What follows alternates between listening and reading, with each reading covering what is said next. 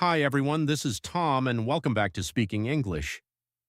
Before we dive in today, I want to say a huge thank you to all of you who have been supporting this channel. Your comments, your messages, and your stories inspire me to keep creating content that actually helps you grow. Now, let me ask you something that I know is going to hit close to home. Have you ever been in a situation where someone speaks to you in English and you understand almost every single word they're saying? You catch the meaning, you follow the flow, you even nod along, but the moment they stop talking and ask you a question, your brain suddenly freezes. It's like a computer screen going blue with that terrible message, "System error, please restart." Or maybe you know exactly what you want to say in your own language. The thought is crystal clear, the emotion is there, the idea is fully formed, but when it's time to open your mouth and speak in English, every single word just vanishes into thin air. You're left standing there with an awkward smile, your mind completely blank, and that frustrating inner voice saying, "Why can't I just speak? I know this. I've studied this." If this has ever happened to you, and I know it has because it happens to almost every learner, please know this right now. You are not alone, you are not stupid, and you are definitely not failing. In fact, this is one of the most common, most frustrating, and most misunderstood problems that English learners face all around the world, regardless of their level, their background, or how many years they've been studying. And today we are going to break this problem down completely, understand exactly why it happens, and most importantly, give you a clear step-by-step action plan to finally overcome it. The core problem: understanding versus speaking. Now, here is the hard truth that most teachers won't tell you and that many learners refuse to accept.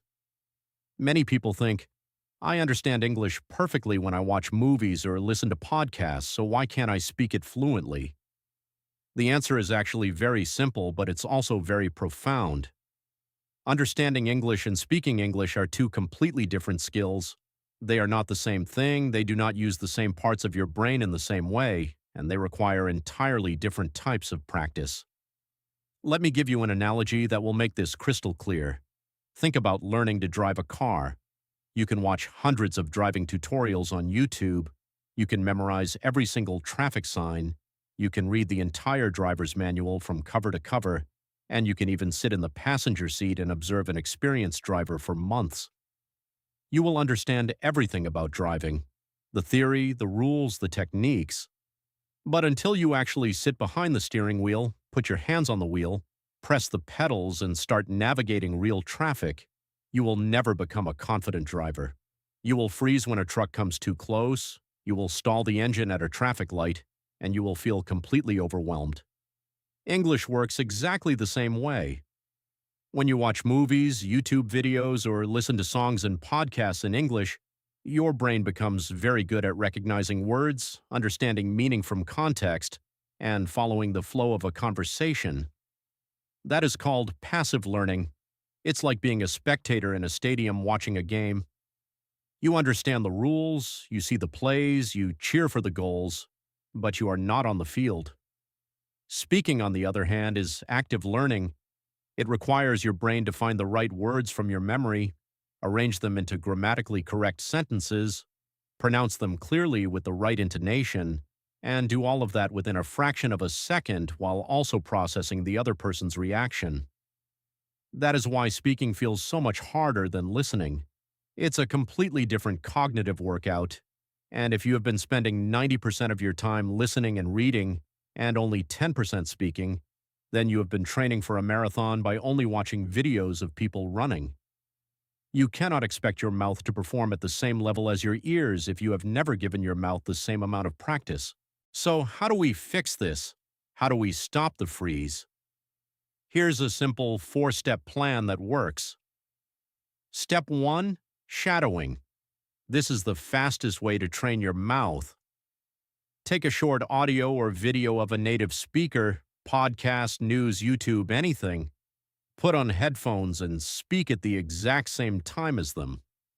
Don't wait. Chase them. Match their rhythm, their speed, their tone.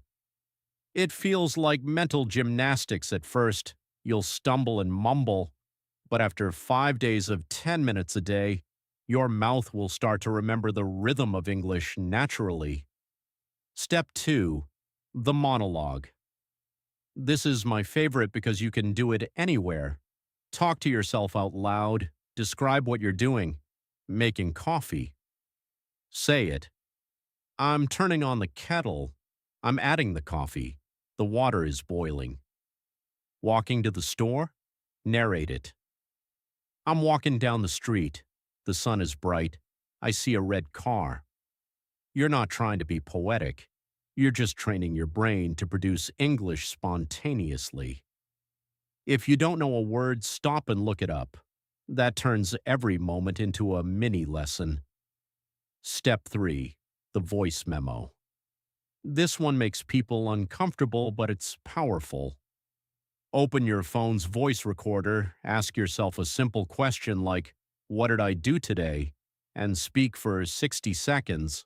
No script, no editing, just raw, real speaking.